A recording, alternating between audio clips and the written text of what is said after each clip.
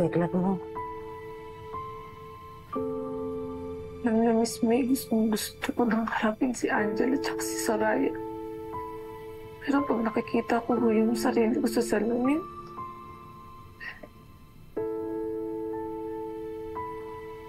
lagi ko pong naaalala na laging panalo si Angela. Palagi po akong talunan. Nakakawala po ng confidence kasi simula ako nung naging pangit ako. Lagi kong tinatanong yung sarili ko, may chance ba akong makalaban? Kasi palagi na lang akong talo. Palagi yung masama yung panalo.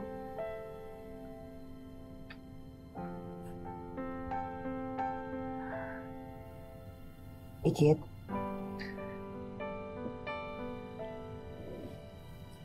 Alam ko mahaba-haba pang laban natin. Pero huwag kang panghihinaan ng loob. Magpakatatag ka. Tayo.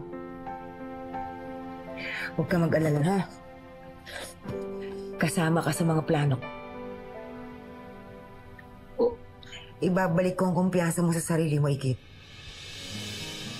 Buburahin natin lahat ng mga hindi magagandang alaala na pinagdaanan mo sa kanila.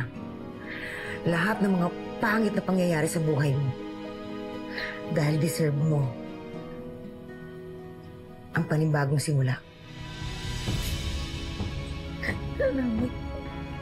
Salamat.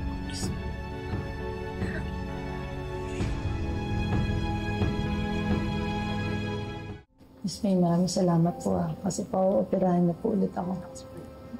Eh, bakit parang di ka naman masaya? Hindi, Miss May, na-trauma lang kasi ako eh. Di ba, dati napa-operahan niyo na po ako. Tapos umasa po ako na babalik po yung dati kong itsura.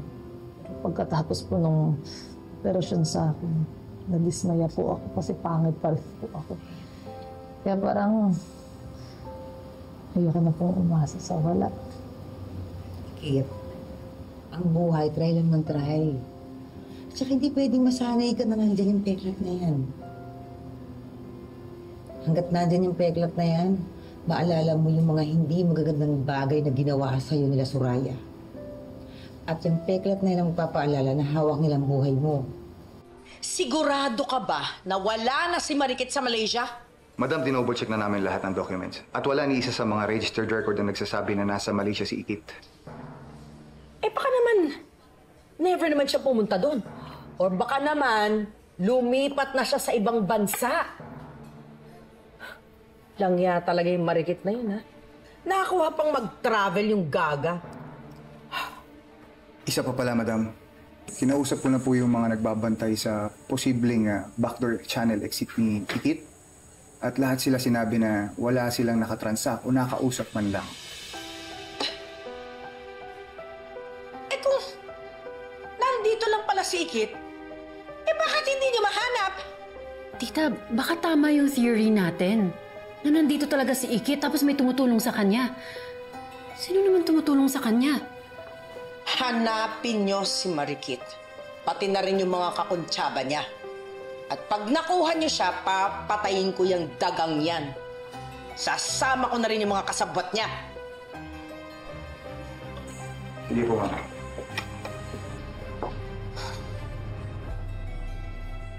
Tsaka pag naoperahan ka na, wala ka ng peklat, babalik pa yung Ikit nga palaban. Tapang at Diyosa ng kagandahan. Diba? Tama po kayo. Alam niyo, Miss May, dapat talaga makatakas na ako sa kanigaan ng mga demonyo na yun. Maraming salamat po kasi nandun po kayo para tulungan ako. Ang dami ko pong natutunan sa inyo. Sobra. Naalala ko nga po sa inyo yung tatay ko. Kasi si tatay po yung lagi nagpapalakas sa akin ng loob dati. Alam mo, sayang nga lang at patay na si Rika. Kung buhay yun, tutulungan pa rin kitang makasuhan siya para mabigyan naman ng katarungan ng pagkamatay ng tatay. Salamat po. Pero sigurado po ako mismo kung nasaan lang si tatay ngayon. Pakasaya nun. Kasi meron pong taong kagaya niyo na walang sawang tumutulong sa akin. Mahal na mahal mo talagang tatay mo, no? Opo, sobra. Ano nga palang pangalan ng tatay mo? Para madalo ko naman yung puntod niya at makapag-alay ako ng dasal. Talaga po. Si tatay po. Tatay Higa. Are you ready for your surgery?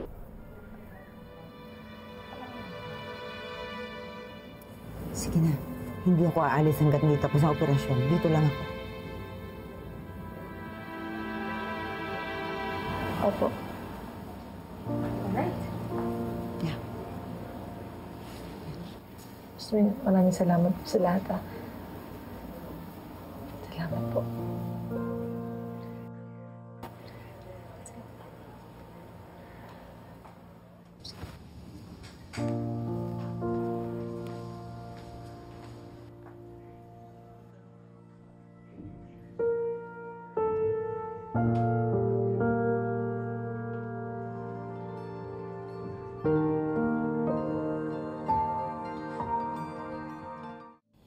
May wag na lang kaya natin tanggalin tong benda ko.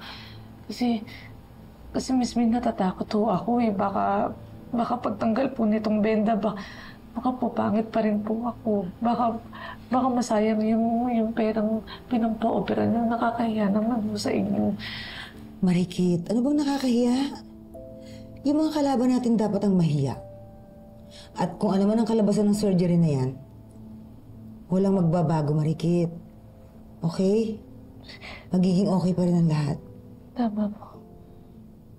Ready? Sige po, Dok.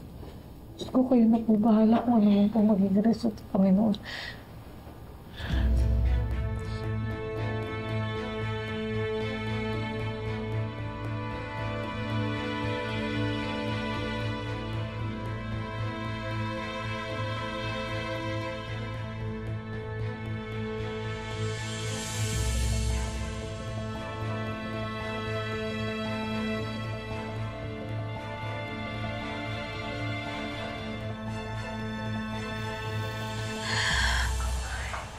Finally, nagbalik na ulit ang binibining Marikit.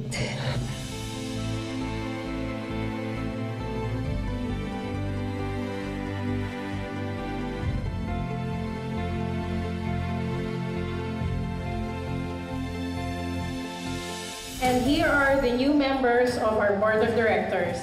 But they are not yet complete. Sige. Ang huling member ng Board of Directors, Spotlight. Matthew, that's Mom. Akala ko ba, pinapatay mo na yung bidabidang si May na yan? Mom, how did you and Ikit find each other? Ano ba kasi talagang nangyari sa'yo? Ba't ang tagal mong nawala? We have to do something to show them that we're not losers!